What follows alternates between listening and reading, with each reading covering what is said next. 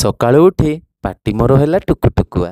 ତେଣୁ ଚିନ୍ତା କଲି ପାଟି ସୁଆଦ ପାଇଁ କରିଦେବା କି ଟିକେ ଶୁଖୁଆ।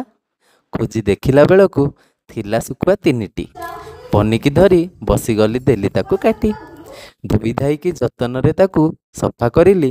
ହଳଦୀ ଚାମଚେ ପକାଇ ଭଲ ଭାବରେ ଗୋଳାଇ ଦେଲି। କଡ଼େଇକୁ ଦେଲି ବସାଇ, ସେଥିରେ ସୋରିଷ ତେଲ ଦେଲି ପକାଇ। ତେଲ ଗରମ ହୋଇ ଫୁଟିଲା ଟକର ମକର।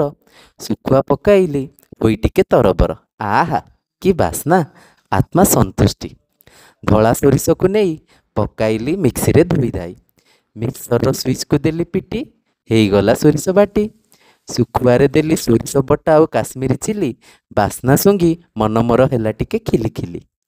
ରସୁଣ କଞ୍ଚା ଲଙ୍କାକୁ ନେଇ ଦେଲି ତାକୁ ଛେଚି, ଛେଚାରୁ ନେଇ ଦେଲି ଶୁଖୁଆରେ ବିଞ୍ଚି। ହେଇଗଲା ଆଜି ପ୍ରସ୍ତୁତ ଆମର ଶୁଖୁଆ। ଆଜି ପଖାଳଟା କେରକେରା ଉଡ଼ିବ। ଆମ ବ୍ରହ୍ମପୁର ଭାଷାରେ କହିଲେ ଭାଇନା କେମିତି ନାଗିବ ବୋଲେ।